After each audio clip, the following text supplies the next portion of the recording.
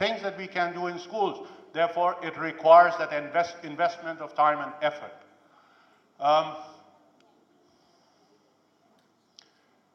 Frequency of sessions. Sometimes we just have one session a week. Not enough. We need more sessions. You want to have better results, better outcomes, you need to have more frequency of sessions. How you work out your timetable, I don't know. But that's the principle. And of course, joyful learning. You need to have appropriate classroom environment. Friends, we cannot have a lot of competition happening in schools and then expect children to become more cooperative. We cannot have physical punishment and fear and anger in the classroom and expect that children by some miracle will develop values. So the classroom environment is also important. So if we go now to another domain of classroom management, of discipline management and all of that, there is no dichotomy, it's all one. It's just that we are not talking about teaching maths, we are talking about teaching values. So it's the same process. And finally, joyful learning. Children have to enjoy it. I have found out value education classes which should have been the most inspiring and liked are the least liked because of the manner in which they are done.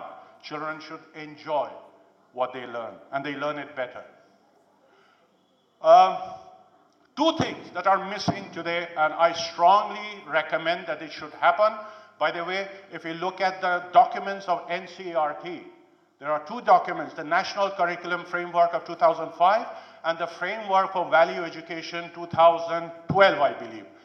They say the NCERT, Agency of the Indian Government, Human Resource Development Ministry, is saying, please teach religion in schools.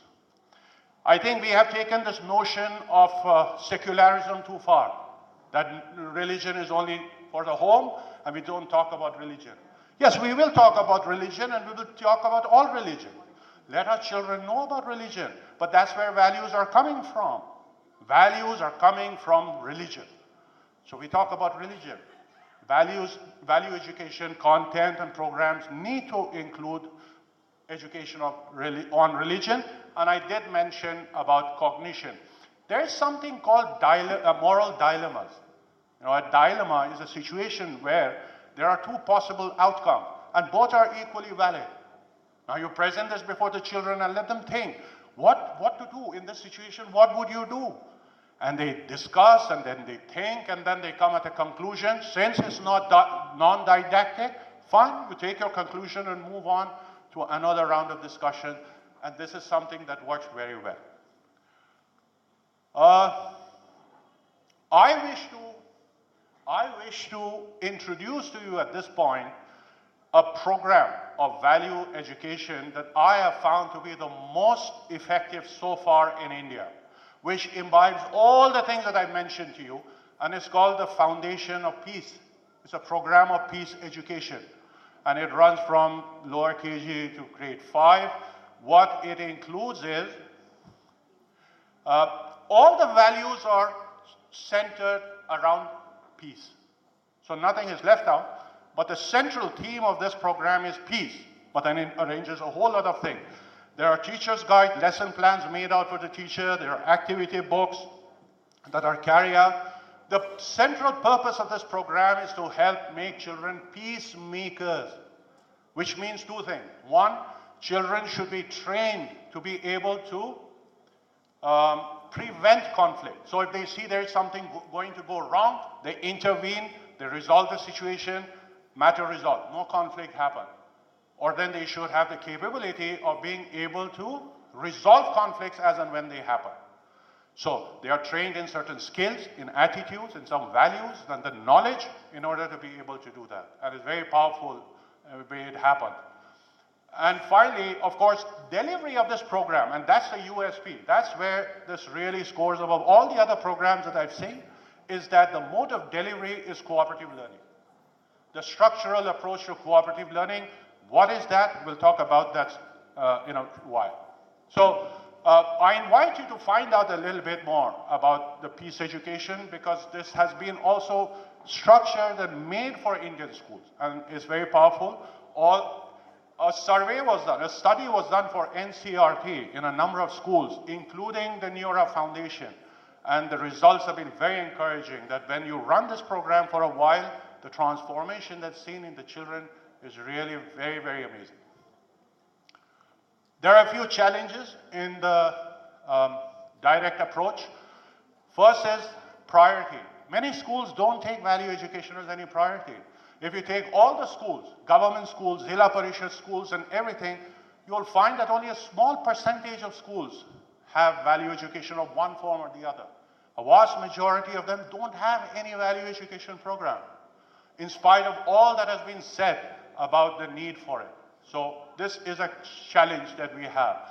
The second is, what approach do we have? Schools that have value education mostly have a content-based approach to value education. So out of all these other books that exist, we take out a book on value education, give it to a teacher, now the teacher goes and teaches it like any other text.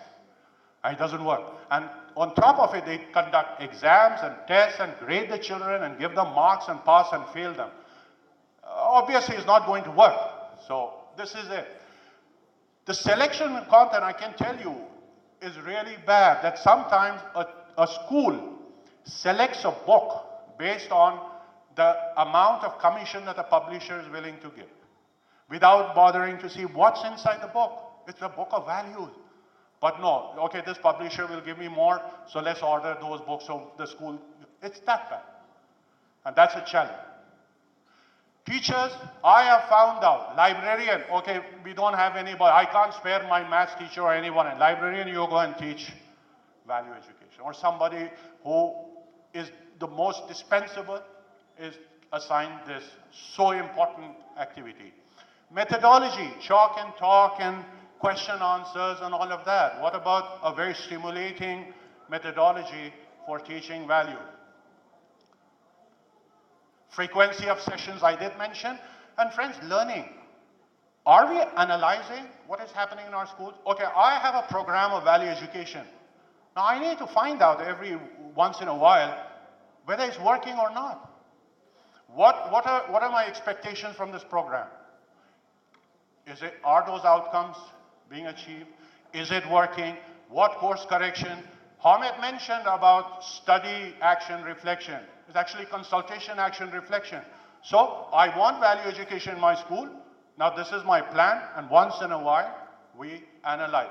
I don't think enough learning is happening. We just have a program, and we allow it to go on. But we need to learn a little bit more in order for it to improve with time. That's a little bit about the direct approach. Part one, a very good, inspiring, stimulating material assigned to a trained and competent and energetic teacher with an optimum number of sessions, and this is the direct approach. Then we come to the integrated approach, where we try to bring out values from the course content, from whatever the children are studying in class. Every teacher here becomes the value education teacher, without exception. I'm a maths teacher, I try to bring out values while teaching math. I'm a history teacher, I bring out values from history. Obviously, teachers need to be training. This is not easy. This is very difficult. We need to orient teachers, we need to help them to understand. Lesson plans are the best tool for this. In my school, and I found out a few other schools where they have lesson plans, they have modified, and I sincerely hope teachers have lesson plans. Every great thing has to be done in a planned way, but I wonder, how can we teach children without a plan? So a lesson plan helps me to know what am I going to do tomorrow when I go to the classroom.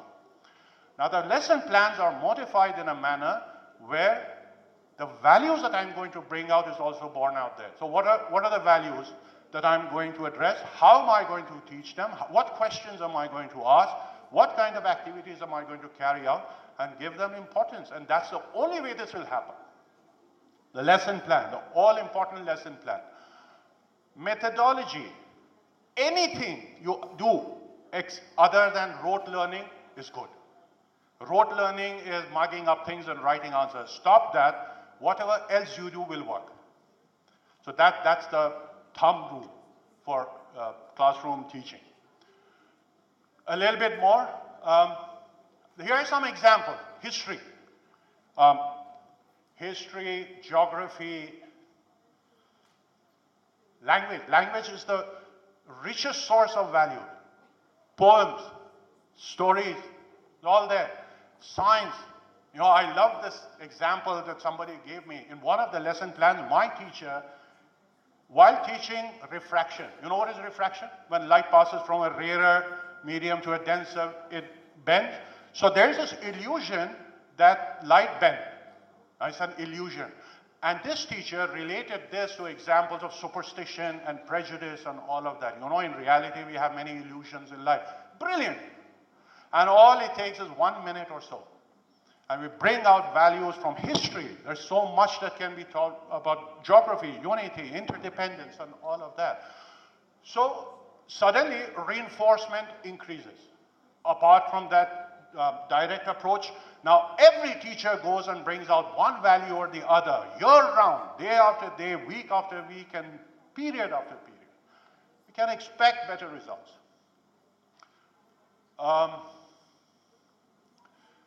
I wish to talk about cooperative learning here. Mr. Garg asked about competition. How are we going to do away with competition? Friends, if we have a problem, we cannot find separate solutions to those problems. We have to realign the things that we are doing normally to fix the problem. Otherwise, we are creating dichotomies. If we have too much of competition in our schools, then we have to change everything to address that, not to do something extra in addition to fix it. It'll never happen. What I suggest is please investigate. I'm not saying adopt it. It's very difficult to adopt mine. Cooperative learning is very difficult. Please investigate about cooperative learning, structural approach to cooperative learning. If this is used more and more in classrooms, you will find children become more and more cooperative, because that's the whole purpose of it. That's why it was created. So this is one way of doing it. So if you want to teach maths, if you want to teach any of the subject, use cooperative learning. First of all, what cooperative learning is not should be clarified. Many times when I talk about cooperative learning, the first thing teachers say, yes sir, we do it, we have it in our school. Friends, cooperative learning is not just getting a group of children to work on a project together. Most of the time you'll find these children start fighting with each other because they don't know the rules of the game.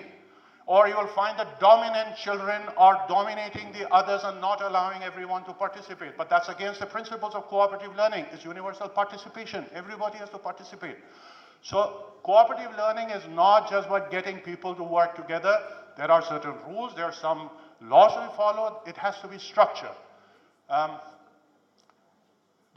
Children work in heterogeneous groups. They are mixed up based on gender, background, religion, social status, and all of that. And that's where cooperation actually comes alive. It has to be learned, it has to be practiced, it has to be mastered, it has to be structured. It cannot be loosely coordinated and we have cooperative learning. It doesn't happen. And as I said earlier, now you have to also redo the entire classroom environment.